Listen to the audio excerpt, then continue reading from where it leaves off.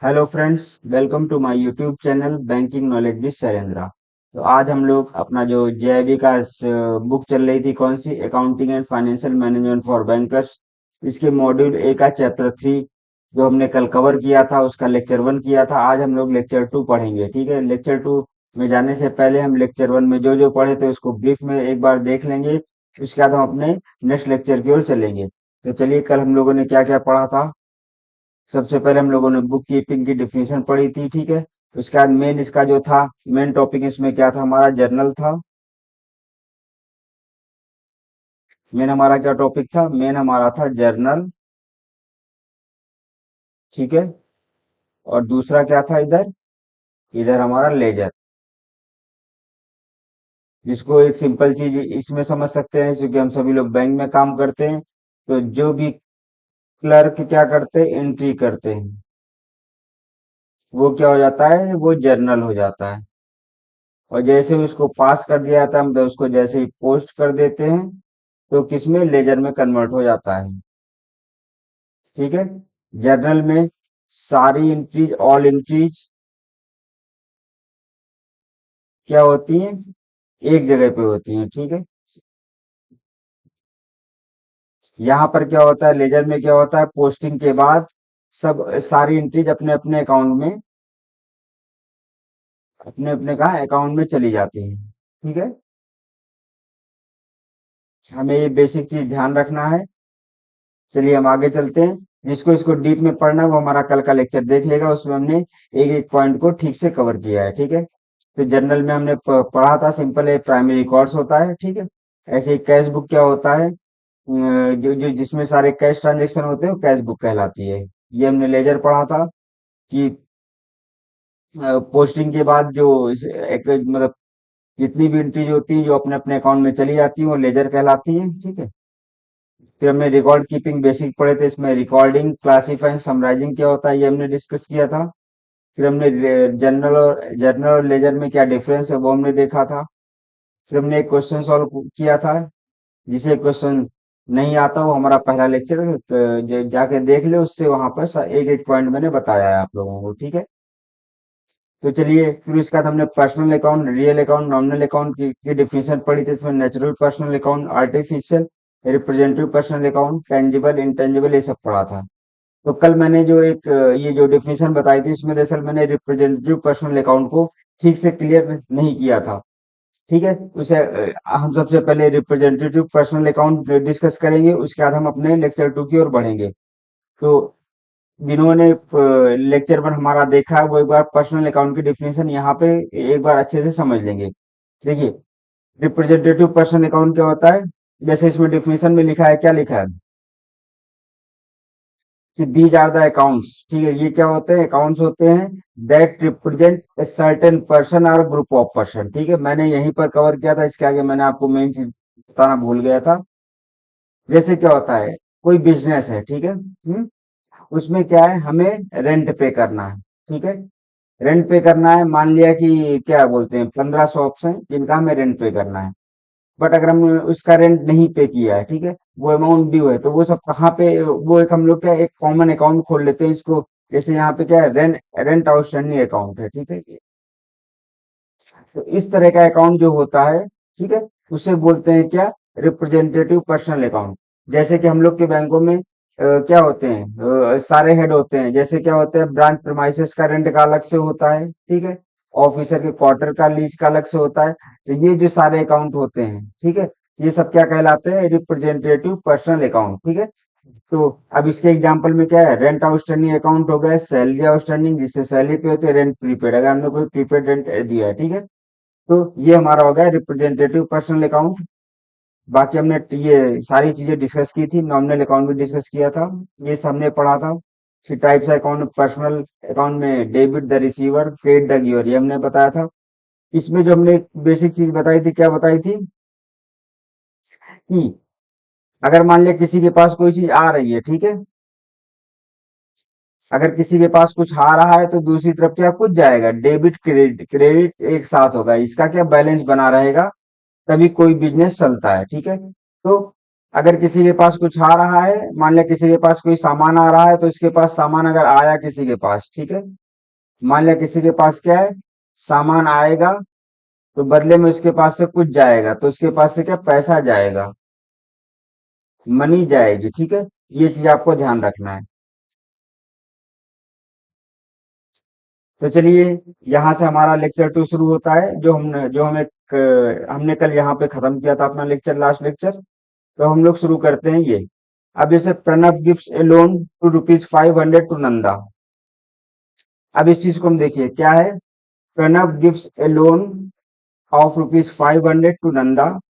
In the books of Pranab क्या लिखा जाएगा, in the books of Nanda क्या लिखा जाएगा। इस चीज को, इस क्वेश्चन को सॉल्व करने से पहले मैं एक छोटा सा आपको एग्जांपल दूंगा, उसके बाद ये सारी चीजें आपकी क्लियर हो जाएंगी।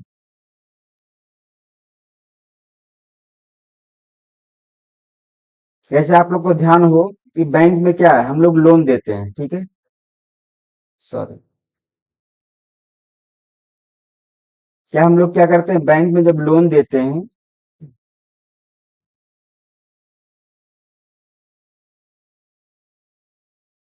एक तरफ लोन का लिख लो, दूसरी तरफ जब यहाँ कस्टमर क्या करता है, पैसा डिपॉजिट करता है, मनी। अगर आप इस चीज को ध्यान रखेंगे तो जो अभी जो क्वेश्चन आएंगे वो सारे सॉल्व हो जाएंगे, ठीक है। अब जो बैंक में लोन होता है, ठीक है, मतलब जो बैंक अगर किसी कस्टमर को लोन देता है, मान लिया बैंक ने किया, एक कस्टमर को लोन दिया, कितने का, मान लिया 1 लाख रुपए का। तो तो जो बैंक में जो उसका अकाउंट क्रिएट होगा, ए का जो लोन अकाउंट होगा, उसमें अगर आपको ध्यान हो कि जब होता है तो क्या होता है, 1 लाख, वो क्या होता है, शुरुआत में क्या आएगा, 1 लाख डेबिट में आएगा। तो एक इस चीज को ध्यान रखना है कि अगर बैंक ने किसी को लोन दिया है, तो जो बैंक का मतलब वो होगा, क्या बोलते हैं, बैंक की जो बुक होगी, बैंक का जो अकाउंट होगा, उसमें एक अकाउंट क्या होगा, डेबिट होगा, ठीक है। ये चीज आप लोग ध्यान रखेंगे। दूसरा, अगर कोई कस्टमर पैसा जमा करता है अपने अकाउंट में, तो आप देखेंगे उसका जो सेविंग अकाउंट या करंट या डिपॉजिट कुछ भी, उसमें क्या है, क्रेडिट की एंट्री आती है। मतलब अगर 1 लाख रुपए जमा किया किसी ने, तो 1 लाख रुपए क्रेडिट की आएगी। आप इस चीज को अगर ध्यान रखेंगे, ठीक है, तो आपका वो क्लियर हो जाएगा, जो आगे हम लोग क्वेश्चन सॉल्व करेंगे। चलिए हम अपने क्वेश्चन की ओर बढ़ते हैं। देखिए यहाँ पे क्या लिखा है, Pranab gives a loan of ₹500 to Nanda. तो इन बुक्स ऑफ प्रणब क्या होगा, इन बुक्स ऑफ नंदा क्या होगा, ठीक है। अब यहाँ पर मैंने आपको क्या बताया, प्रणब को हम लोग क्या मान लेंगे, प्रणब को हम लोग 2 मिनट के लिए बैंक मान लेंगे, ठीक है। अब इसने क्या किया, इसने किसको लोन दिया है, नंदा को दिया है। किसको दिया है, तो बुक्स ऑफ प्रणब, जो प्रणब का बुक होगा, मतलब जो बैंक को पासबुक या जो भी होगी, इसमें जो नंदा का अकाउंट क्या होगा, क्या होगा। अब देखो, एक सिंपल चीज मैंने आपको और इसके पहले जो बताया था कि अगर किसी को कुछ मिलेगा तो उसका दूसरा कुछ डेबिट होगा, मतलब डेबिट क्रेडिट दोनों साथ साथ होंगे। ये आपको ध्यान रखना है, ठीक है।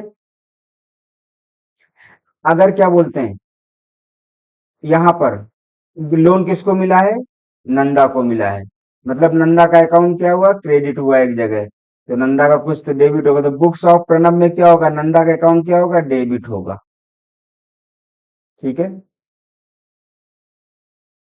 इसको जैसे मैंने बैंक का एग्जांपल दिया कि बैंक से जो हम लोन लेते हैं, तो जो जिसके मान लिया एक कस्टमर ने लोन लिया, तो एक कस्टमर का अकाउंट क्या डेबिट में शो करता है ना। तो सेम चीज यहाँ पर है कि जब प्रणब गिफ्ट से लोन, प्रणब ने ₹500 नंदा को दिए, तो नंदा का अकाउंट क्या होगा, डेबिट हो जाएगा।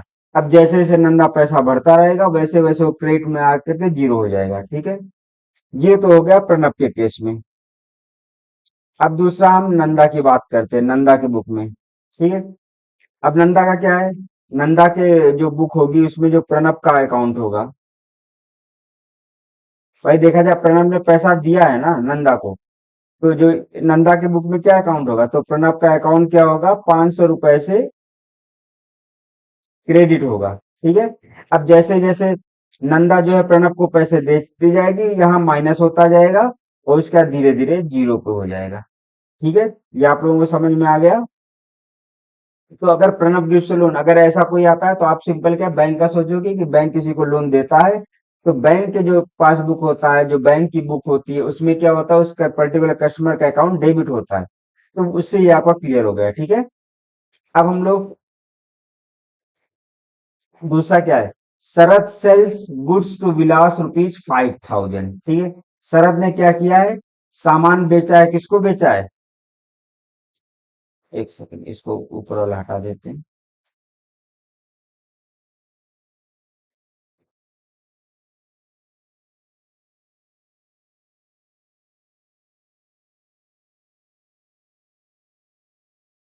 ठीक है, अब यहाँ पे देखिए, शरद ने क्या किया है यहाँ पे, एक सेकंड, हाँ, यहाँ पे शरद ने क्या किया है, किसको सामान दिया है, विलास को दिया है।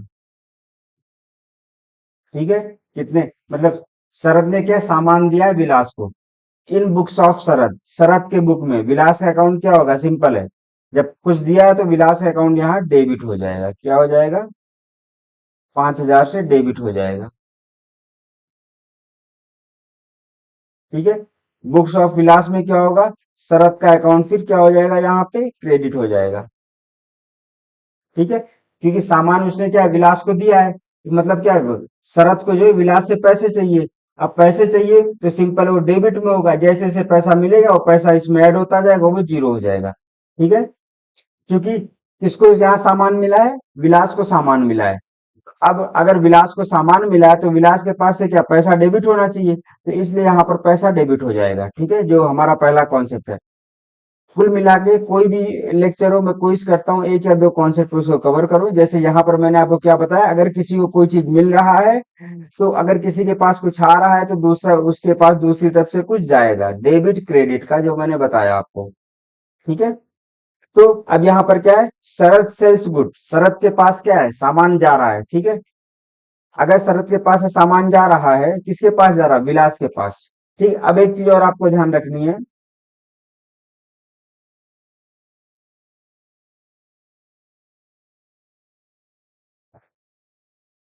आपको क्या ध्यान रखना है,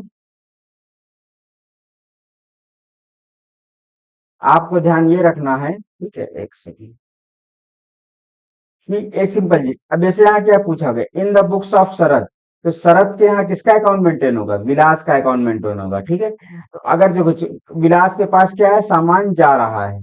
ठीक है, विलास के पास क्या है, सामान आ रहा है। ठीक है, तो सिंपल है, यहाँ पर विलास का अकाउंट क्या होगा, अगर विलास को एक जगह प्रॉफिट हुआ तो दूसरी जगह डेबिट होगा, नुकसान होगा ना कुछ। तो अगर उसे 5,000 रुपए के सामान का प्रॉफिट होगा तो उसे कैश का नुकसान भी होगा, तो यहाँ पे 5,000 रुपए से डेबिट हो जाएगा। ठीक है, इन बुक्स ऑफ विलास, अब विलास के केस में क्या होगा, शरद के पास से क्या है, सामान जा रहा है। ठीक है, तो शरद के पास कुछ आना चाहिए, शरद के पास क्या आना चाहिए, पैसा आना चाहिए, यहाँ 5,000 से उसका अकाउंट क्रिएट हो जाएगा, ये एंट्री हो जाएगी। ठीक है, Sushma withdraws ₹10,000 from bank, in book of Sushma, in the books of bank. आपको ये चीज देखना है, अगला क्वेश्चन। तो मैंने आपको बोला कि सिंपल, जैसे हम लोग क्या करते हैं, मान लो सुषमा का अकाउंट है। ठीक है, अगर सुषमा जाके 10,000 रुपए अपने अकाउंट से निकाल लेगी तो क्या होगा, वो सिंपल है, जो उसका अकाउंट होगा 10,000 रुपए से डेबिट हो जाएगा। तो जो बुक्स ऑफ बैंक, ठीक है, जो मतलब क्या है उसका, जो उसकी पासबुक है, पासबुक क्या हो गई, बैंक की बुक हो गई। ठीक है, इसमें उसका अकाउंट क्या होगा, 10,000 से डेबिट हो जाएगा।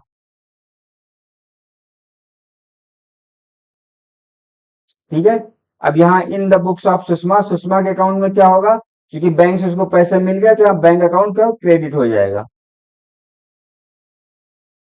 ये आपको ध्यान रखना है। ठीक है, अब यहाँ पर आते हैं हम, Jaywant purchase furniture worth ₹5,000 for cash. क्या किया है, जयवंत ने क्या किया है, परचेज फर्नीचर किया है, मतलब जयवंत के पास क्या आया है, फर्नीचर आया है 5,000 रुपए का कैश। तो इन बुक्स ऑफ जयवंत क्या होगा, यहाँ पे जयवंत के केस में क्या होगा, एक सेकंड, ठीक है। तो इन बुक्स ऑफ जयवंत में क्या होगा? भाई सिंपल है, जयवंत के पास क्या आया है? जयवंत ने क्या किया? फर्नीचर को परचेज किया है, ठीक है। तो अब सिंपल है, जो यहाँ पर अकाउंट होंगे, ठीक है, जैसे हम लोग क्या बोलते हैं, जयवंत के पास दो अकाउंट यहाँ मेंटेन होंगे, कौन कौन सा मेंटेन होगा? एक तो कौन सा होगा? फर्नीचर का अकाउंट होगा। अब सिंपल है, अगर फर्नीचर आया है किसी के पास, तो उसका क्या होगा? वो डेबिट हो, मतलब कुछ अगर कुछ आ गया है, क्रेडिट हुआ है चूंकि फर्नीचर, तो अकाउंट क्या होगा? डेबिट होगा। जो मैंने बताया, अगर कुछ आया है तो कुछ जाएगा, तो ये क्या हो जाएगा? डेबिट हो जाएगा। ठीक है। तो इन बुक्स ऑफ इसमें क्या होगा कि अगर फर्नीचर कम्स इन, जैसे क्या फर्नीचर अगर आया है, कोई चीज आया है, तो दूसरा चीज क्या होगा? उसका अकाउंट डेबिट होगा। अब सिंपल है। दूसरा क्या है? क्योंकि 5,000 का उसने कैश लिया है, ठीक है, मतलब कैश क्या हो गया? बाहर गया। अगर कोई चीज बाहर जाएगी तो दूसरी चीज अंदर आएगी, तो कैश अकाउंट क्या क्या होगा? क्रेडिट होगा यहाँ पे, ठीक है। तो इसका आंसर तो मैं लिखा था, तो ये आपको समझ में आ गया होगा कि क्या है, डेबिट क्रेडिट दोनों चीज बराबर होना है, ठीक है। अगर कोई चीज बाहर जा रही है तो दूसरी चीज अंदर आएगी। अब यहाँ पे कैश बाहर गया है, तो सिंपल अकाउंट क्या होगा? क्रेडिट होगा, ठीक है, कैश अकाउंट क्रेडिट होगा। Prasad purchase goods worth ₹5,000 from Ram. Prasad ने क्या किया यहाँ पर? प्रसाद ने गुड्स खरीदा है किससे? राम से खरीदा है। कितने का? ₹5,000 का। देखो, किसके पास गुड्स आया है? प्रसाद के पास। अगर प्रसाद के पास गुड्स आया है, तो प्रसाद के पास क्या होगा? पैसा जाएगा, ठीक है। तो सिंपल है। अब प्रसाद का अकाउंट कहाँ मेंटेन होगा? राम के यहाँ मेंटेन होगा। तो इन बुक्स ऑफ राम जो होगा, प्रसाद प्रशांत के पास चूंकि सामान आया है, तो उनका अकाउंट क्या होगा? डेबिट होगा, ठीक है। अब राम का अकाउंट कहाँ पे मेंटेन होगा? ये प्रसाद के यहाँ होगा। तो प्रसाद देखो, अब सिंपल है, राम के पास से पैसा, मतलब वो गुड्स गया है, तो राम का अकाउंट में क्या आएगा? पैसा आएगा, ठीक है। ये आपको ध्यान रखना है कि अगर कुछ आया है तो बदले में कुछ जाएगा, ठीक है। तीसरा, a trader pays ₹1,500 salary to his manager. तो सिंपल है, जब ऐसा होता है,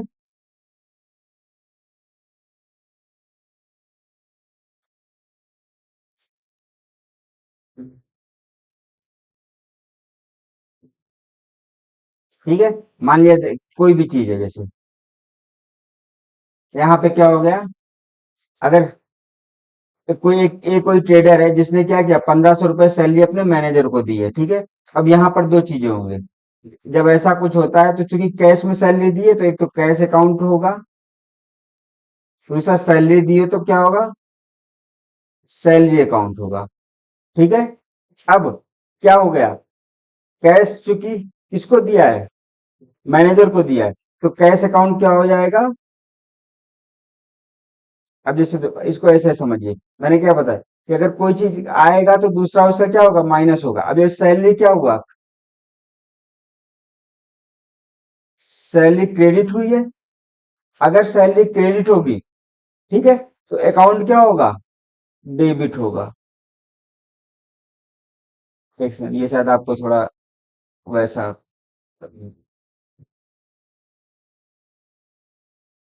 ठीक है। तो मैंने क्या बताया आपको?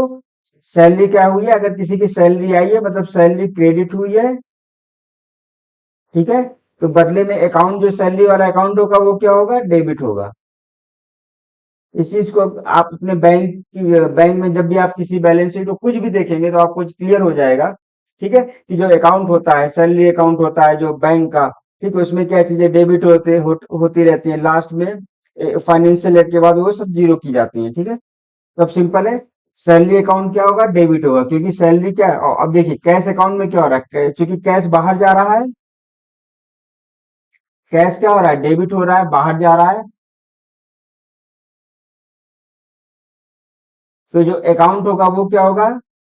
उसको क्रेडिट दिखाया जाएगा, ठीक है, कैश का अकाउंट। रामलाल पेज रेंट ₹5,000 किसको? To the property owner. यहाँ पे क्या हुआ? रामलाल ने क्या क्या पे किया है? रेंट पे किया है किसको? प्रॉपर्टी ओनर को। तो अब देखो, दो चीज होगा। यहाँ क्या पूछा है? रामलाल के उसमें क्या होगा? वैसे रामलाल है, ठीक है। अब यहाँ पर उन्होंने क्या ₹500 पे कर दिया, तो जो रेंट अकाउंट होगा क्या होगा? वो डेबिट हो जाएगा। क्योंकि रेंट चला गया, अगर रेंट क्रेडिट हुआ गया तो रेंट का जो अकाउंट होगा वो क्या होगा, डेबिट होगा। ये आपको ध्यान रखना है, ठीक है। कैश क्या है, बाहर जा रहा है, तो कैश का अकाउंट क्या हो जाएगा, देखो कैश क्या हो रहा है, अगर कैश बाहर जा रहा है, ठीक है, तो जो अकाउंट होगा उसका क्या हो जाएगा, क्रेडिट में आ जाएगा, ठीक है।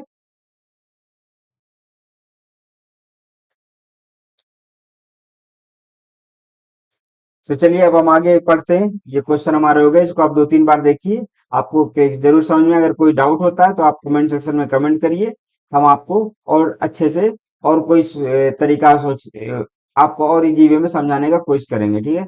चलिए कैश बुक पे हम डिस्कस करते हैं, कैश बुक क्या होता है, कैश बुक में be defined as the record of transaction concerning cash receipt and cash payment. जैसे क्या बोलते हैं, नाम से ही लग रहा है, नाम से ही क्या लग रहा है ये, एक सेकंड सॉरी, कैश बुक क्या है, कैश बुक नाम से लग रहा है जहां कैश का लेन देन हो, तो जहां पे कैश क्या होगा, डिपॉजिट और पेमेंट का जो रिकॉर्ड होगा उसे क्या बोलते हैं, कैश बुक बोलते हैं। कैश बुक कितने, 3 तरह की होती है, कौन कौन सी, सिंगल, सिंपल, जिसको बोलते हैं single column cash book, double column cash book और 3 कॉलम कैश बुक। इन तीनों को अलग अलग हम डिफिनेशन देखेंगे क्या है। सिंगल कॉलम कैश बुक क्या होता है, सिंगल कॉलम में क्या हो गया मतलब, सिंगल कॉलम में कैसे हो गया कि एक होगा डेबिट होगा, दूसरा क्या होगा, क्रेडिट होगा, यही तो है, ठीक है। डेबिट साइड में क्या होगा, all cash receipt recorded, credit side में क्या होगा, all the payment cash recorded. ये अगर किसी को कंफ्यूजिंग लग रहा हो, जैसे कि डेबिट साइड में कैश रिसिप्ट कैसे रिकॉर्डेड होगा, आप खुद अपने बैंक में जाके अपने सॉफ्टवेयर में चेक करेंगे, ठीक है। जब वो कैश की जो एंट्री होती है, तो आप एक बार ध्यान दीजिएगा कि जितनी भी कैश रिसिप्ट होंगी सारी डेबिट साइड में होंगी, और जितने भी कैश पेमेंट होगा क्रेडिट साइड में होंगे, ठीक है। इसका कॉन्सेप्ट वही है कि अगर कैश हमारे पास आया है तो अकाउंट क्या होगा, डेबिट होगा। जी कैश क्या है, कैश हमारे पास अंदर आ रहा है, कैश रिसिप्ट में कैश अंदर आ रहा है, तो जो अकाउंट होगा उसका क्या, डेबिट होगा। अगर कैश हमारे पास से बाहर जा रहा है, तो जो उसका अकाउंट होगा क्या, उसके अपोजिट में क्या होगा, क्रेडिट होगा। ये हमें ध्यान रखना है। मतलब कि डेबिट क्रेडिट, इसको ऐसे ध्यान रखिए, डेबिट क्रेडिट के बीच में बैलेंस बनाना। बैलेंस कब बनेगा, कि अगर कोई एक चीज डेबिट हो रही है तो उसका अकाउंट जो क्या होगा, क्रेडिट होगा, ठीक है, उससे रिलेटेड जो अकाउंट होगा। तो debit side all cash receipt recorded, जितना कैश अंदर आ रहा है, क्योंकि कैश का उसमें अंदर आ रहा है, तो फिर उसका जो अकाउंट क्या होगा, डेबिट में चला जाएगा, डेबिट होगा। अगर सारा पेमेंट हो रहा है तो उसका क्या होगा, क्रेडिट में रहेगा, ठीक है। इस चीज को मैं ध्यान रखना। ये हो गया हमारा single column cash book. Double column cash book में क्या होता है, इसमें कुछ नहीं, एक होता है, एक तो सिंपल, एक कैश के लिए हो गया, दूसरा क्या होगा, डिस्काउंट के लिए, ठीक है। तो हमें कुछ नहीं याद करना, सिंगल कॉलम में डेबिट क्रेडिट होता है बस। अगर डबल कॉलम है तो साथ में क्या होगा, डिस्काउंट भी ऐड हो जाएगा। 3 कॉलम कैश बुक में एक छोटा सा चीज और ऐड हो जाएगा, एक तो डिस्काउंट कॉलम रहेगा ही, ठीक है, दूसरा कैश कॉलम रहेगा, तीसरा क्या होगा, बैंक कॉलम हो जाएगा। बैंक कॉलम जैसे मतलब क्या है कि जो कंपनी है, मान लिया कोई चल रही है, ठीक है, कोई अपना बिजनेस चला रहा है, वो जो अपना कैश बुक मेंटेन करते हैं, तो वो क्या करते हैं, इन सारी चीजों के साथ वो बैंक कॉलम भी लगाते हैं, एक बैंक साइड में एक कॉलम और ऐड करते हैं, बैंक कॉलम, जिसमें क्या होता है कि वो जो बैंक में पैसा जमा करते हैं निकालते हैं उसकी एंट्री साथ में करते हैं। ये हो गया 3 कॉलम कैश बुक, ठीक है। तो अगर आपको ये तीनों कॉलम कैश बुक याद रखना है, तो सिंगल कॉलम में क्या होगा, सिंगल कॉलम में डेबिट साइड और क्रेडिट साइड होता है, ये आपको याद रखना है। डबल कॉलम में क्या हो गया, एक डिस्काउंट ऐड हो गया, क्या ऐड हो गया, इसमें क्या हो गया ऐड, कहाँ गया, इसमें हो गया डिस्काउंट ऐड हो गया, ठीक है। हम्म, जो डबल कॉलम में क्या हो गया, एक साथ में डिस्काउंट ऐड हो गया। अगर हम 3 कॉलम में आएंगे तो डिस्काउंट तो रहेगा ही, जो ऊपर के दो थे, ऊपर के सबसे पहले क्या था, कैश था, दूसरे में क्या डिस्काउंट ऐड हुआ, तीसरे में क्या होगा, बैंक कॉलम ऐड हो जाएगा। ये कभी कभी क्वेश्चन ऐसे ही पूछा जा सकता है कि 3 कॉलम कैश बुक में क्या क्या रहता है, डबल कॉलम कैश बुक में क्या रहता है, सिंगल कॉलम कैश बुक में क्या रहता है। अब उसके बाद PT cash book, PT cash book क्या होता है, पीटी मतलब क्या होता है, अगर हम देखेंगे तो पीटी मतलब क्या होता है, पीटी मतलब होता है स्मॉल थिंग्स, ठीक है। उसी चीज को उसी से रिलेटेड क्या हो गया कैश बुक में, मतलब क्या, in a business there are number of petty are small payments to be made every day, ठीक है। जैसे मान लिया एक पेन लाना है, ठीक है। अब हम क्या करते हैं, अगर हम एक पेन का भी डेबिट क्रेडिट करेंगे तो कितना ज्यादा हो जाएगा, ठीक है।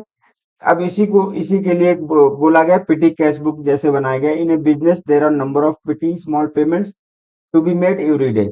If all these payments are recorded in the main cash book, it will be become bulky and unwieldy. Therefore, many firms appoint a person as a petty cashier to make all such petty payments. ठीक है, मतलब कि जैसे क्या किया इन्होंने, एक एक वो बना दिया, एक कैशियर ले लिया, ठीक है। उसको उन्होंने क्या बोलते हैं, मान लिया 5,000 रुपए दे दिए, ठीक है। और बोले कि तुम इससे अपने जो छोटे मोटे खर्चे हैं वो आप उसमें रिकॉर्ड करो। और फिर इन सबका जो समराइज रूप है उसको मेन कैश बुक में 5,000 के रूप में ले लिया जाएगा, ठीक है। सॉरी, उसी को बोलते हैं पिटी कैश बुक। पिटी कैश बुक का टाइप क्या होता है, simple petty cash book, columnar पिटी कैश बुक। अब इसको एक एक पढ़ेंगे। सिंपल पिटी क्या होता है, सिंपल मतलब जो सिंपल हो गया, जैसे वो अपना कैश बुक था पहला वाला, ठीक है। पहला वाला कैसा था अपना, कि एक तरफ डेबिट है, क्या एक तरफ क्या है, जैसे डेबिट है, एक तरफ क्रेडिट है, वही चीज इसमें। It is similar to a cash book, it has two sides, via debit and credit. एक सेकंड।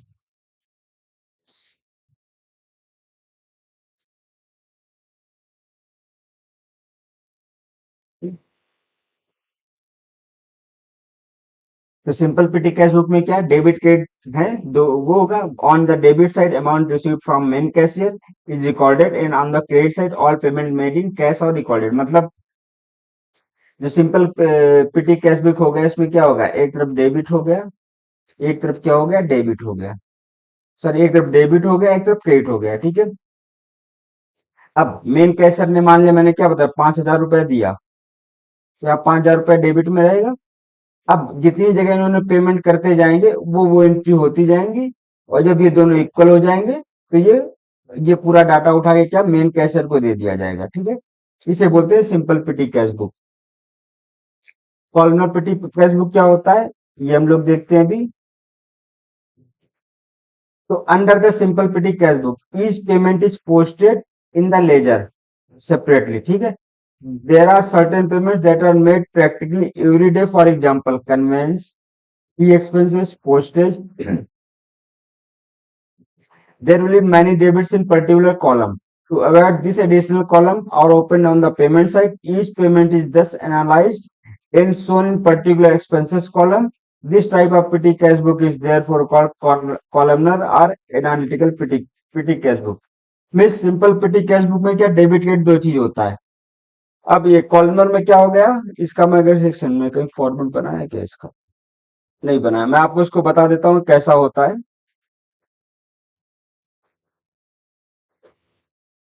सॉरी, अभी थोड़ी कुछ दिनों से मुझे खांसी आ रही है। जो हमारा कॉलमनर पे होता है, इसको मैं आपको बता देता हूँ ये किस तरह का होता है, ठीक है।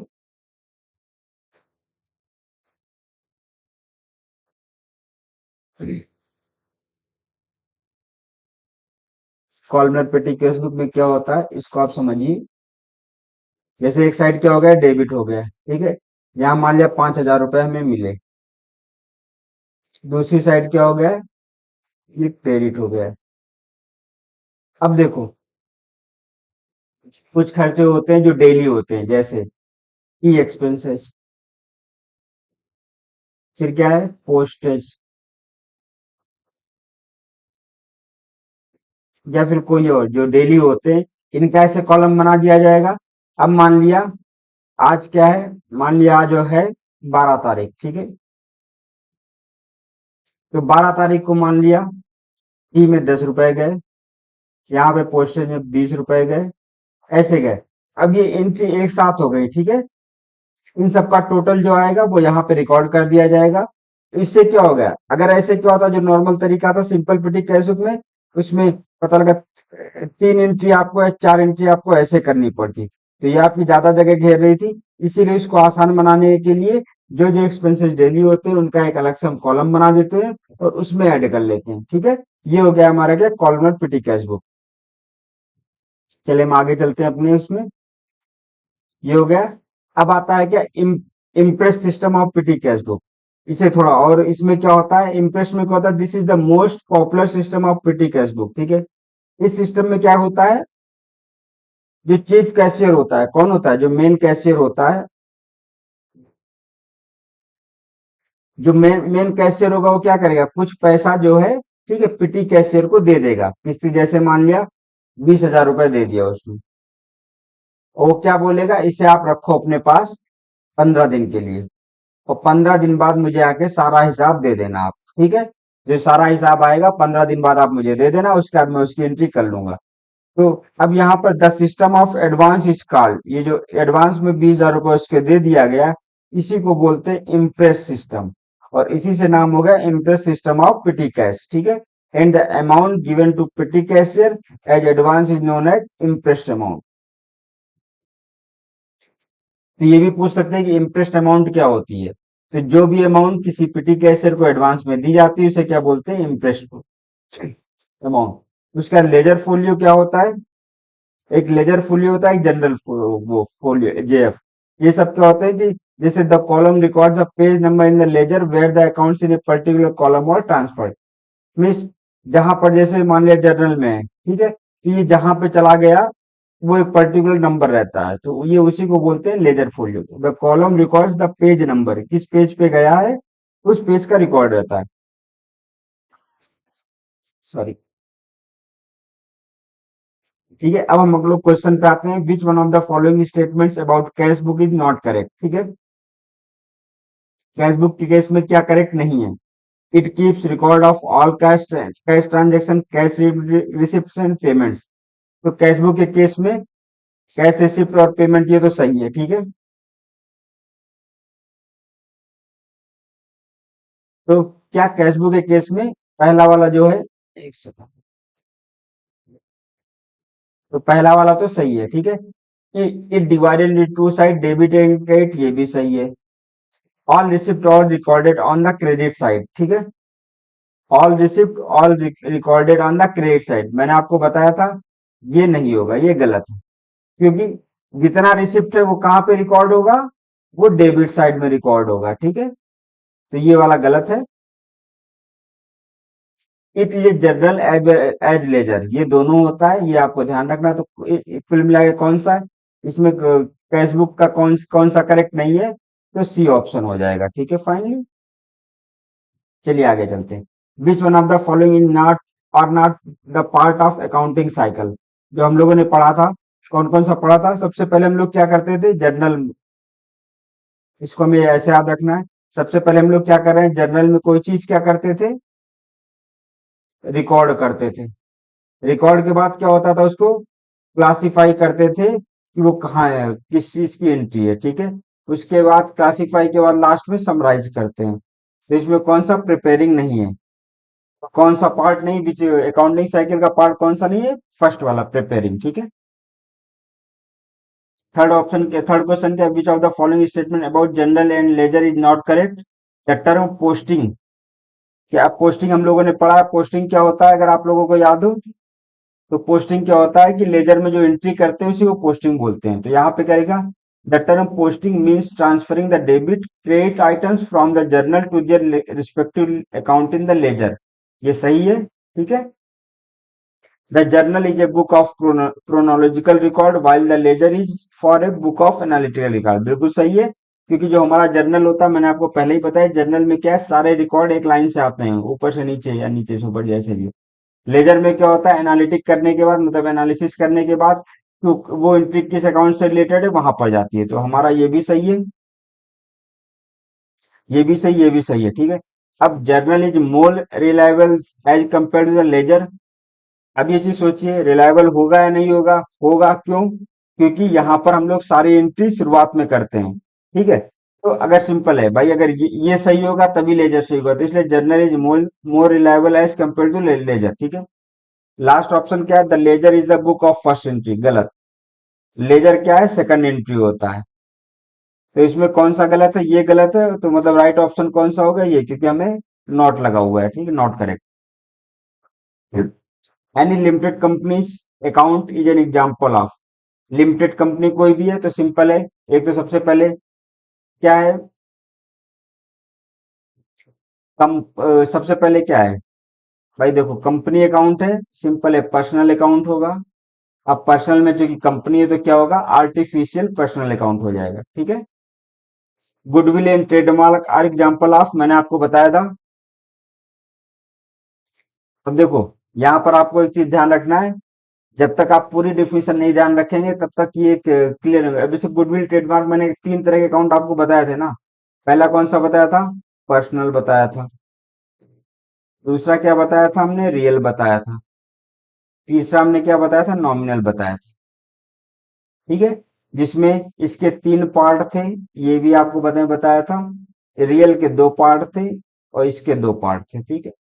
रियल में अगर आपको याद हो तो टेंजिबल बताया था रियल अकाउंट और इनटेंजिबल रियल अकाउंट। अब अगर आपने गुडविल और ट्रेडमार्क इंटेंजिबल देख के टिक लगा दिया ये, तो आपका तुरंत गलत हो जाएगा, इसीलिए पहला ऑप्शन दिया है। तो आपको क्वेश्चन को हमेशा ध्यान से पढ़ना है। तो गुडविल और ट्रेडमार्क किस बारे में आया था, आप ध्यान करिए, रियल अकाउंट में आया था, रियल अकाउंट के इंटेंजिबल में आया था। तो यहाँ पर हमारा ऑप्शन क्या हो जाएगा, ये हो जाएगा, ना कि ये होगा, ठीक है। बाकी दोनों गलत। ठीक है, तो ये हम लोग का लेक्चर यहीं पे खत्म होता है। तो हम लोगों ने अपना क्या मतलब मॉड्यूल 1 का चैप्टर 3 कंप्लीट कर लिया है। अब हम अपनी अगली क्लास में चैप्टर 4 जो है BRS, bank bank reconciliation statement, उसके बारे में पढ़ेंगे। और जिसको कोई डाउट हो वो कमेंट सेक्शन में बता दे, उसे हम और क्लियर तरीके से बताएंगे। बाकी अगर आपको हमारा लेक्चर और हमारी मेहनत पसंद आई है तो हमारे चैनल को लाइक, सब्सक्राइब और शेयर जरूर करें। ठीक है, सभी को थैंक यू।